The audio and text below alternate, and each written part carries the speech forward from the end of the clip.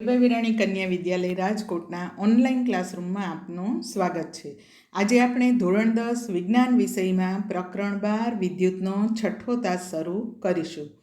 વિદ્યાર્થી મિત્રો, આપણે અગાઉના તાસમાં અવરોધોના શ્રેણી જોડાણ અને સમાંતર જોડાણ વિશે શીખી ગયા. અવરોધોને શ્રેણીમાં કે સમાંતરમાં જોડવામાં આવે ત્યારે પરિપથનો સમતુલ્ય અવરોધ કેટલો થાય તે શોધવાનું સૂત્ર પણ આપણે જોઈ ગયા. આજે આપણે વિદ્યુત પ્રવાહની તાપીય અસર વિશે વાત કરીશું. વિદ્યુત કોષ એટલે કે બેટરી એ વિદ્યુત ઉર્જાનું પ્રાપ્તિ સ્થાન છે, વિદ્યુત ઉર્જાનો સ્ત્રોત છે. વિદ્યુત કોષ અથવા તો બેટરીમાં થતી રાસાયણિક પ્રક્રિયાને કારણે બેટરીના બે છેડા વચ્ચે વિદ્યુત સ્થિતિમાનનો તફાવત ઉદ્ભવે છે. આ વિદ્યુત સ્થિતિમાનનો તફાવત બેટરી સાથે જોડેલા કોઈ અવરોધ કે અવરોધોના તંત્રમાં ઇલેક્ટ્રોનને વહેવડાવે છે, એટલે કે ઇલેક્ટ્રોનને ગતિમાં લાવે છે. પરિણામે વિદ્યુત પ્રવાહ વહે છે. ઇલેક્ટ્રોનનું વહન એટલે કે વિદ્યુત પ્રવાહ સતત જાળવી રાખવો હોય તો બેટરીમાંથી સતત ઉર્જા મળતી રહેવી જોઈએ. બેટરીમાંથી મળતી ઉર્જાનો થોડોક ભાગ, અમુક અંશ ઇલેક્ટ્રોનનું વહન જાળવી રાખવામાં મદદરૂપ થાય છે, પરંતુ બાકીનો કેટલોક ભાગ એટલે કે બેટરીની બાકીની કેટલીક ઉર્જા ઉષ્મા ઉર્જામાં ફેરવાય છે અને આ ઉષ્મા ઉર્જા છે જે તે ઉપકરણનું તાપમાન વધારે છે. વિદ્યાર્થી મિત્રો, આપણે રોજિંદા જીવનમાં ઘણી વખત આ અનુભવ્યું છે. દાખલા તરીકે વિદ્યુત પંખાનો લાંબો સમય સુધી સતત ઉપયોગ કર્યો હોય તો તે ગરમ થઈ જાય છે. તેવી જ રીતે પાણી ચડાવવાની મોટર બહુ લાંબો સમય સુધી ચાલુ રહી હોય તો તે ગરમ થઈ જાય છે. તેવી જ રીતે તમે મિક્સર કે બ્લેન્ડર વાપરો છો તો લાંબો સમય સુધી ચાલુ રાખવાથી તેની મોટર ગરમ થાય છે. એટલે કે થોડીક વિદ્યુત ઉર્જાનું ઉષ્મા ઉર્જામાં રૂપાંતર થાય છે. આથી ઉપકરણનું તાપમાન વધે છે. આજે આપણે વિદ્યુત પ્રવાહની તાપીય અસર વિશે વિસ્તારથી જોઈશું. ઊંચો અવરોધ ધરાવતા વાહક તાર, આપણે અવરોધ કેટલો છે એ જોઈ ગયા. ધાતુઓ, મિશ્ર ધાતુઓ અને અવાહકો. એમાં મિશ્ર ધાતુઓ છે નિક્રોમ જેવી, એનો અવરોધ ખૂબ વધારે છે. તો આવી ધાતુઓમાંથી વિદ્યુત પ્રવાહ પસાર થાય ત્યારે તેમાં ઉષ્મા ઉત્પન્ન થાય છે અને તે ગરમ થાય છે. માત્ર શુદ્ધ અવરોધીય પરિપથમાં પ્રાપ્તિ સ્થાન એટલે કે બેટરીની સંપૂર્ણ ઉર્જા સતત ઉષ્મા સ્વરૂપે વ્યય પામે છે. આને વિદ્યુત પ્રવાહની તાપીય અસર કહેવામાં આવે છે. વિદ્યુત પ્રવાહની તાપીય અસર એટલે કે વિદ્યુત ઉર્જાનું ઉષ્મા ઉર્જામાં રૂપાંતરણ. આનો ઉપયોગ વિદ્યુત હીટર, વિદ્યુત ઇસ્ત્રી જેવા ઉપકરણોમાં કરવામાં આવે છે. વિદ્યુત ઉર્જા એટલે શું? આપણે જોઈએ. એક ધાતુનો તાર અથવા તો અવરોધક તાર, અહીંયા તમને પરિપથમાં તાર XY જેનો અવરોધ R છે દર્શાવ્યો છે. અવરોધમાંથી સતત વિદ્યુત પ્રવાહ વેવડાવવો હોય તો પ્રાપ્તિ સ્થાન એટલે કે બેટરી દ્વારા સતત કાર્ય થવું જોઈએ. એક અવરોધ R પરિપથમાં દર્શાવ્યો છે, એમાંથી ધારો કે I જેટલો પ્રવાહ પસાર થાય છે. તો અવરોધ Rના બે છેડા વચ્ચેનો વિદ્યુત સ્થિતિમાનનો તફાવત V લીધો છે. ધારો કે T સમયગાળા દરમિયાન અવરોધમાંથી પસાર થતો વિદ્યુત ભાર Q છે, તો V વિદ્યુત સ્થિતિમાનના તફાવત વડે Q વિદ્યુત ભારને ગતિ કરાવવા પ્રાપ્તિ સ્થાન એટલે કે બેટરી દ્વારા થતું કાર્ય VQ જેટલું થાય.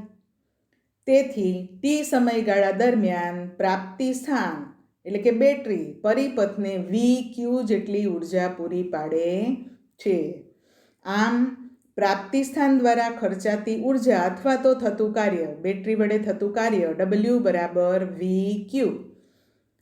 Q I બરાબર Qના છેદમાં Tમાંથી Qને કરતા બનાવીએ તો Q બરાબર IT મળે. એની કિંમત આપણે અહીંયા મૂકી દઈએ તો આપણને સૂત્ર મળશે W બરાબર V ગુણ્યા IT. પણ ઓહમના નિયમ મુજબ વી બરાબર આઈઆર. તો વીની જગ્યાએ આપણે આઈઆર મૂકી દઈએ તો આપણને સૂત્ર મળશે આઈઆર ગુણ્યા આઈટી. પહેલાં આપણે ક્યુની કિંમત મૂકી, પછી આપણે વીની કિંમત મૂકી. બેય કિંમત અહીંયા મૂકી છે. ડબલ્યુ બરાબર આઈઆર ગુણ્યા આઈટી. આઈ 2 વખત આવ્યો એટલે આઈ સ્ક્વેર ગુણ્યા આર ગુણ્યા ટી. તો આપણને બેટરી દ્વારા થતું કાર્ય ડબલ્યુ બરાબર આઈ સ્ક્વેર આર ટી મળે છે. હવે આ વિદ્યુત ઉર્જા અવરોધમાં ઉષ્મા સ્વરૂપે વ્યય પામે છે.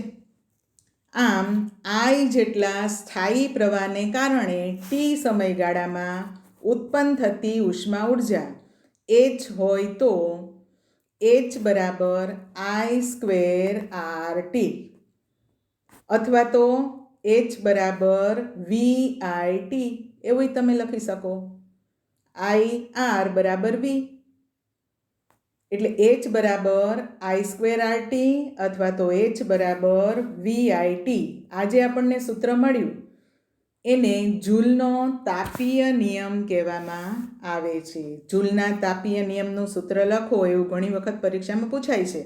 તો આપણે લખીશું કે જૂલનો તાપીય નિયમ, જો આઈ જેટલા વિદ્યુત પ્રવાહને કારણે ટી સમયગાળામાં ઉત્પન્ન થતી ઉષ્મા ઉર્જા એચ હોય તો એચ બરાબર આઈ સ્ક્વેર આર ટી છે. વિદ્યુત ઉર્જા અને ઉષ્મા ઉર્જાનો એસઆઈ એકમ જૂલ છે.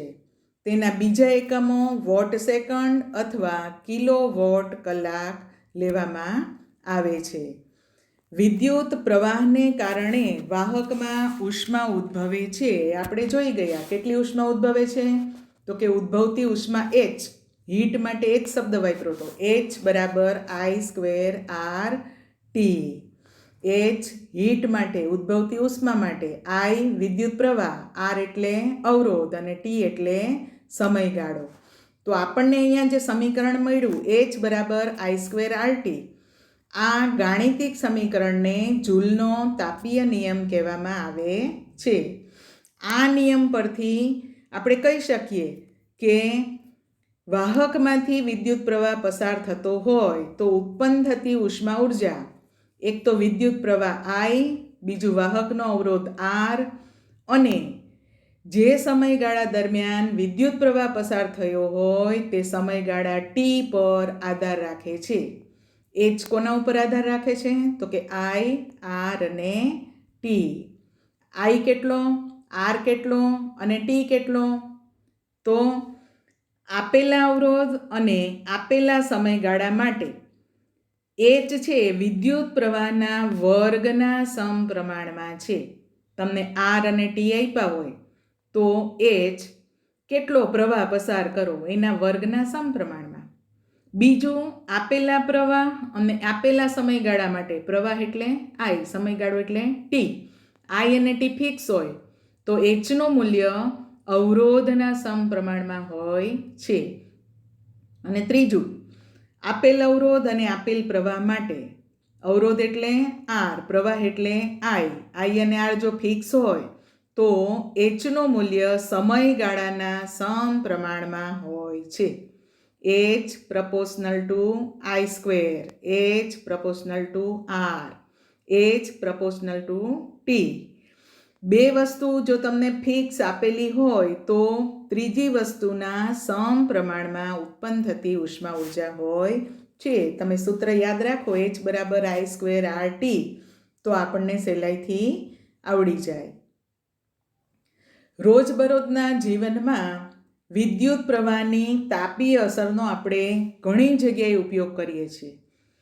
કોઈ પણ વાહકમાં ઉષ્મા ઉત્પન્ન થવી તે વિદ્યુત પ્રવાહનું અનિવાર્ય પરિણામ છે. પ્રવાહ પસાર કરો એટલે થોડી ઘણી ઉષ્મા તો ઉત્પન્ન થાય જ. ઘણા કિસ્સામાં આ ઉષ્મા અનિચ્છનીય છે, એટલે કે ઈચ્છનીય નથી, જરૂરી નથી. કેમ કે ઉપયોગી વિદ્યુત ઉર્જાનું ઉષ્મામાં રૂપાંતર કરે છે અને વિદ્યુત પરિપથોમાં નિવારી ન શકાય તેવી ઉષ્મા વિદ્યુત ઘટકોના તાપમાનમાં વધારો કરે છે અને તેના ગુણધર્મોમાં ફેરફાર કરે છે. દરેક વખતે ઉષ્મા ઉત્પન્ન થાય તે આપણે ઈચ્છતા નથી. હમણાં જ આપણે ઉદાહરણ જોઈ ગયા કે લાંબો સમય વિદ્યુત પંખો ચાલુ રાખીએ તો તેની મોટર ગરમ થઈ જાય છે. આપણે મોટર ગરમ થયું નથી ઈચ્છતા, છતાં પણ થાય છે. લાંબો સમય મિક્સર કે બ્લેન્ડર ચલાવીએ કે પાણીની મોટરથી પાણી ચડાવીએ તો મોટર ગરમ થાય છે, જે અનિચ્છનીય છે, બિલકુલ ઈચ્છનીય નથી, પણ છતાંય આવું થાય છે. તો તે એની આડઅસર કહેવાય. પણ રોજિંદા જીવનમાં આપણે ઘણી બધી જગ્યાએ વિદ્યુતથી ઉષ્મા ઉત્પન્ન કરીએ છીએ. વિદ્યુતના તાપીય ઉપકરણો જેવા કે વિદ્યુત ઇસ્ત્રી, વિદ્યુત ટોસ્ટર, વિદ્યુત હીટર, બીજું વિદ્યુત બલ્બના ફિલામેન્ટને ગરમ કરી પ્રકાશ મેળવવા માટે, ત્રીજું વિદ્યુત ફ્યુઝમાં કે જેના વડે ઘરના વિદ્યુત જોડાણો અને વિદ્યુત ઉપકરણોને રક્ષણ મળે છે. તો આ બધી જગ્યાએ વિદ્યુત પ્રવાહની તાપીય અસર આપણા માટે આશીર્વાદરૂપ છે કે વિદ્યુત પ્રવાહ પસાર કરીએ તો આપણને ઉષ્મા મળે, અથવા તો પાણી ગરમ કરી શકીએ, અથવા તો પ્રકાશ મળે, અથવા તો ફ્યુઝમાં તાર પીગળી જાય ઉષ્માને કારણે, તો આપણા વિદ્યુત સાધનોને રક્ષણ મળે. વિદ્યુત બલ્બ વડે પ્રકાશ ઉત્પન્ન કરવા માટે વિદ્યુત પ્રવાહની તાપીય અસરનો ઉપયોગ આપણે જોઈએ. તમે વિદ્યુત બલ્બ જોયો હશે. વિદ્યુત બલ્બની વચ્ચે ફિલામેન્ટ હોય છે, પાતળો તાર જોડેલો હોય છે, બરાબર. વિદ્યુત બલ્બના ખૂબ પાતળા અને ઊંચા અવરોધવાળા ટંગસ્ટનના ફિલામેન્ટમાંથી વિદ્યુત પ્રવાહ પસાર થાય છે. ત્યારે આ ફિલામેન્ટ ગરમ થઈ જાય છે, સફેદ તપ્ત એટલે તપેલો, ખૂબ ગરમ થાય છે અને પ્રકાશનું ઉત્સર્જન કરે છે. એના ઊંચા ગલનબિંદુને કારણે ટંગસ્ટન ધાતુનું ગલનબિંદુ તમારી ટેક્સમાં આપ્યું છે 3380 સેલ્સિયસ. તો આટલા ઊંચા ગલનબિંદુને કારણે તે પીગળ્યા વગર ઉષ્મા જાળવી રાખે છે અને ખૂબ ગરમ થાય છે અને પ્રકાશ ઉત્સર્જિત કરે છે. ફિલામેન્ટ બનાવવા માટે ટંગસ્ટન વપરાય છે. ટંગસ્ટન છે એ ઊંચું ગલનબિંદુ ધરાવતી ધાતુ છે. ટંગસ્ટનનું ગલનબિંદુ તમારે યાદ રાખવાનું છે. ટંગસ્ટનના બીજા ગુણધર્મો, તેનું લચીલાપણું એટલે કે ફ્લેક્સિબિલિટી, અને ઊંચા તાપમાને પણ બાષ્પીકરણનો નીચો દર આ બલ્બના ફિલામેન્ટ બનાવવા માટે અનુકૂળ છે. આથી વિદ્યુત બલ્બના ફિલામેન્ટ ટંગસ્ટનના બનાવવામાં આવે છે. ઘણીવાર કારણ પૂછે તો તમારે આ બધી વસ્તુ લખવાની. બીજું, જો બલ્બમાં હવા હોય તો ઓક્સિજનની હાજરીમાં ખૂબ ગરમ ફિલામેન્ટ જલ્દી બળી જાય અને એનું આયુષ્ય ઓછું થઈ જાય. ધાતુ છે એ ઓક્સિજન સાથે પ્રક્રિયા કરીને ઓક્સાઇડ બનાવે, એવું આપણે ભણી ગયા. જો બલ્બની અંદર હવા હોય તો હવામાં ઓક્સિજન હોય અને ઓક્સિજનને કારણે આ ગરમ ફિલામેન્ટ એટલે કે ધાતુનો તાર એ ઓક્સિજન સાથે ઝડપથી સંયોજાય એટલે એનું આયુષ્ય ઓછું થઈ જાય. આથી બલ્બમાં નિષ્ક્રિય વાયુઓ જેવા કે આર્ગોન, નિયોન અથવા બંનેનું મિશ્રણ ભરવામાં આવે છે. કેટલીક વખત એમાં નાઇટ્રોજન પણ ભરવામાં આવે છે. આવા વાયુઓ ગરમ ફિલામેન્ટ સાથે રાસાયણિક પ્રક્રિયા કરતા નથી. આથી ફિલામેન્ટનું આયુષ્ય ખૂબ વધી જાય છે. ઘણી વખત 2 માર્કમાં પ્રશ્ન પૂછે કે બલ્બમાં નિષ્ક્રિય વાયુઓ ભરવામાં આવે છે, તો આપણે એનો જવાબ લખવાનો. ફિલામેન્ટવાળા બલ્બ ઓછા પાવર કાર્યક્ષમ હોય છે. એટલે જ્યારે ટ્યુબલાઇટમાં ફિલામેન્ટનો ઉપયોગ ન થતો હોવાથી તે વધારે પાવર કાર્યક્ષમ હોય છે. ફિલામેન્ટ દ્વારા વપરાતો મોટા ભાગનો પાવર ઉષ્મા સ્વરૂપે હોય છે અને થોડોક ભાગ છે એ પ્રકાશ ઉત્સર્જિત કરે છે. એટલે ફિલામેન્ટવાળા બલ્બ છે ઓછા પાવર કાર્યક્ષમ, કે એમાંથી આપણે જે પાવર આપીએ એના પ્રમાણમાં આપણને પ્રકાશ ઓછો મળે.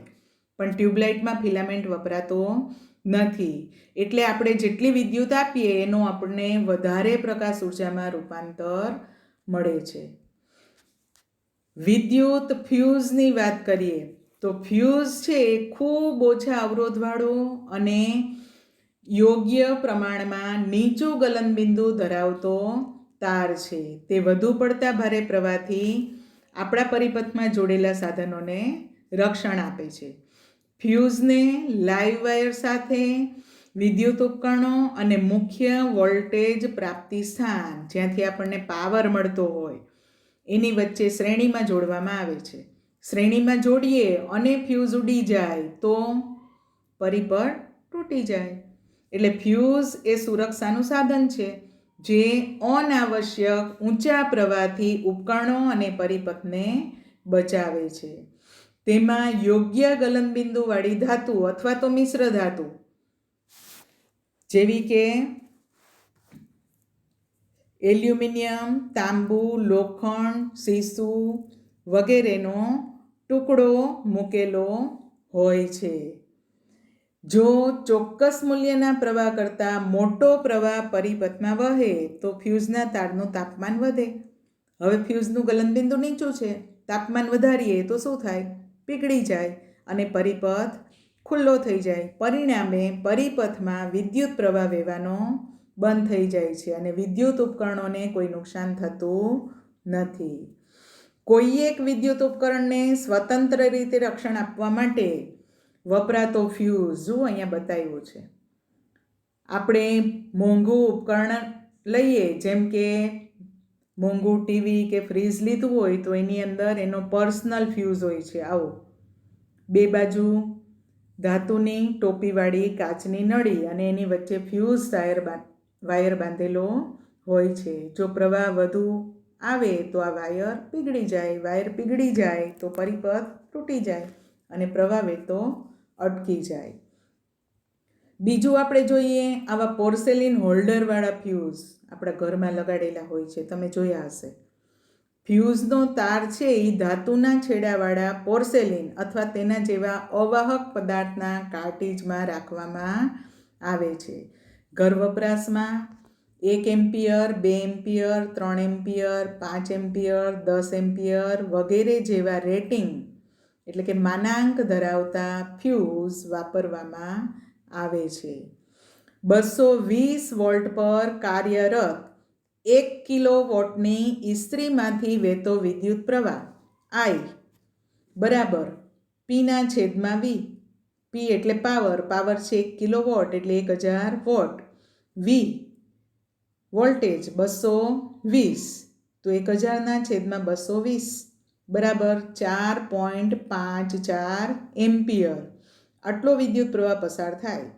આવા કિસ્સામાં 5 એમ્પિયર રેટિંગવાળો ફ્યુઝ વાપરવો જોઈએ. જુદા જુદા સાધનો માટે અલગ અલગ પાવર રેટિંગવાળા ફ્યુઝ વાપરવામાં આવે છે, જેથી આપણા સાધનોને આપણે રક્ષણ આપી શકીએ. વિદ્યુત પાવર એટલે પાવર શબ્દ આપણે વ્યવહારમાં બહુ વાપરીએ છીએ. પાવર એટલે કાર્ય કરવાનો સમય દર. જ્યારે કાર્ય થાય ત્યારે તેટલા જ મૂલ્યની વિદ્યુત ઉર્જા વપરાય છે. જે દરે વિદ્યુત ઉર્જા વપરાય તેને વિદ્યુત પાવર કહેવામાં આવે છે. જો T સમયમાં W જેટલી વિદ્યુત ઉર્જા ખર્ચાતી હોય તો વિદ્યુત પાવર P બરાબર W/T. પરંતુ પ્રવાહ પ્રાપ્તિ સ્થાનમાંથી T સમયમાં ખર્ચાતી વિદ્યુત ઉર્જા W બરાબર VQ જેટલી છે. આપણે આ જોઈ ગયા. માટે P બરાબર Wની જગ્યાએ શું મૂક્યું? VQ/T. પણ Q/T બરાબર I. તો આપણે કહીશું પાવર P બરાબર VI. પાવર P બરાબર W/T. એના ઉપરથી આપણે સૂત્ર તારવ્યું પાવર P બરાબર V/I. જો T સમયમાં W જેટલી વિદ્યુત ઉર્જા પરિપથમાં ખર્ચાતી હોય તો વિદ્યુત પાવર P બરાબર W/T. પરંતુ એના ઉપરથી આપણે સૂત્ર તારવ્યું P બરાબર V/I. ઓહમના નિયમ મુજબ V બરાબર IR. તો અહીંયા Vની જગ્યાએ IR મૂકી દઈએ. સમીકરણ 2માં P બરાબર VI છે. V બરાબર IR મૂકી દઈએ તો P બરાબર IR ગુણ્યા I. એટલે P બરાબર I²R, સમીકરણ 3. ફરીથી ઓમનો નિયમ લઈએ. I બરાબર Vના છેદમાં R, તો I² જગ્યાએ V²/R² મૂકી દઈએ. હવે R ઉડી ગયા તો આપણને સૂત્ર મળ્યું P બરાબર V²ના છેદમાં R, સમીકરણ 4. જુઓ, P બરાબર Wના છેદમાં T, P બરાબર VI, P બરાબર I²R અને P બરાબર V²ના છેદમાં R, બધા એકબીજા સાથે સંકળાયેલા સમીકરણો છે. પાવરનો SI એકમ વોટ છે. આથી સમીકરણ 2 પરથી P બરાબર VI, તો આપણે વોટને બદલે લખી શકીએ વોલ્ટ એમ્પિયર. 1 વોટ બરાબર 1 વોલ્ટ ગુણ્યા 1 એમ્પિયર. તો આના ઉપરથી વોટની વ્યાખ્યા આપી શકીએ કે 1 વોલ્ટ વિદ્યુત સ્થિતિમાનના તફાવત હેઠળ જો કોઈ સાધન 1 એમ્પિયર વિદ્યુત પ્રવાહ ખેંચે તો તે ઉપકરણ વડે વપરાતો વિદ્યુત પાવર 1 વોટ છે તેમ કહેવાય. વોટ, જેમ્સ વોટ, તમે નામ સાંભળ્યું હશે. વોટ નામના વિજ્ઞાનીની યાદમાં પાવરનો એકમ વોટ લીધો છે. વિદ્યુત ઉર્જા, એની આપણે વ્યાખ્યા કરીએ. વિદ્યુત ઉર્જા એટલે વિદ્યુત પરિપથમાં T સમયમાં ખર્ચાતી કુલ ઉર્જા. હવે ખર્ચાતી કુલ ઉર્જા માત્ર ઉપકરણના પાવર પર જ આધાર રાખતી નથી, પરંતુ જે સમયગાળા દરમિયાન પાવર લાગુ પાડવામાં આવે છે તે સમયગાળા પર પણ આધાર રાખે છે. જો T સેકન્ડ દરમિયાન પાવર P લાગુ પાડવામાં આવે તો ખર્ચાતી વિદ્યુત ઉર્જા W બરાબર P ગુણ્યા T, અથવા તો આપણે કહી શકીએ વિદ્યુત ઉર્જા W બરાબર વિદ્યુત પાવર P ગુણ્યા સમય T. P બરાબર Wના છેદમાં T, તો એના ઉપરથી આ સૂત્ર મળે W બરાબર P ગુણ્યા T. આગળ જોઈએ. વોટ છે એ પાવરનો બહુ નાનો એકમ છે, તેથી વ્યવહારમાં ખૂબ મોટો એકમ કિલોવોટ વપરાય છે. 1 કિલોવોટ બરાબર 1000 વોટ.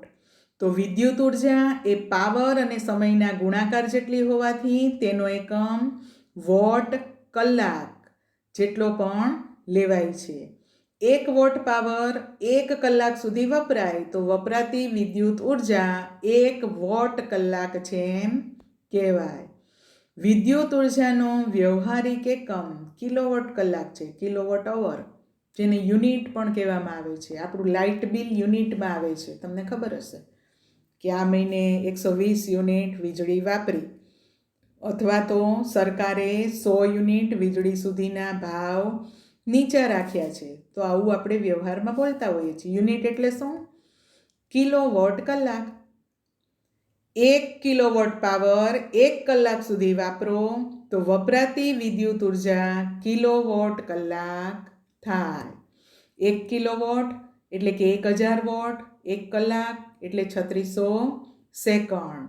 તો 1 કિલોવોટ અવર બરાબર 1000 ગુણ્યા 3600, એટલે આપણને જવાબ મળશે 3.6 ગુણ્યા 10⁶ જૂલ. 1 કિલોવોટ WH બરાબર 1000 વોટ ગુણ્યા 3600 સેકન્ડ. હવે આ બેનો ગુણાકાર કરો તો ગુણાકાર કરતાં આપણને શું મળે છે? 3.6 ગુણ્યા 10⁶ વોટ સેકન્ડ, એટલે કે 3.6 ગુણ્યા 10⁶ જૂલ. એટલે આપણે લખી શકીએ કે 1 કિલોવોટ કલાક બરાબર 3.6 ગુણ્યા 10⁶ જૂલ. આ તમારે યાદ રાખવાનું છે. અહીંયા તમને યાદ રાખવા માટે એક સરસ આવું સર્કલ આપ્યું છે, તમે જુઓ સૂત્રો તમે આની મદદથી બહુ સહેલાઈથી યાદ રાખી શકો. વી બરાબર ઓમનો નિયમ I/R, અથવા વી બરાબર W/I, અથવા વી બરાબર WR વર્ગમૂળ.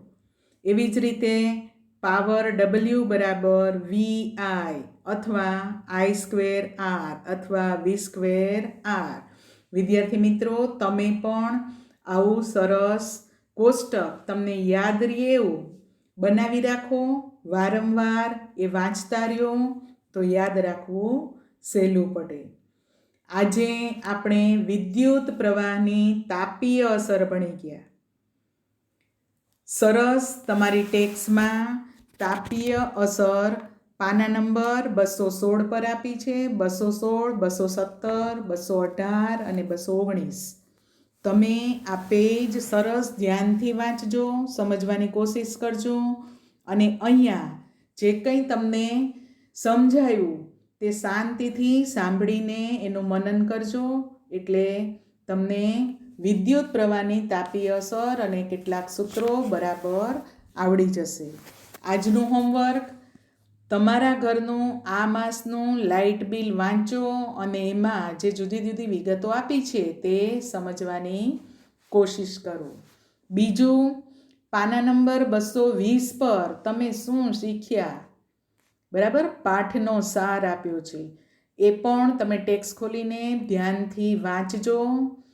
કેટલાક દાખલા અથવા તો ઉદાહરણો, આ પાઠમાં ઘણા બધા સૂત્રો શીખી ગયા એટલે એના ઘણા બધા દાખલા ઉદાહરણમાં પણ આપ્યા છે, સ્વાધ્યાયમાં પણ આપ્યા છે. આપણે હવે પછીના તાસમાં આવા દાખલા ગણીશું, પણ એની પહેલાં જે સૂત્ર આવે છે એ બધા આપણે પાકા કરવા પડે તો દાખલો આપણને ઝડપથી આવડે.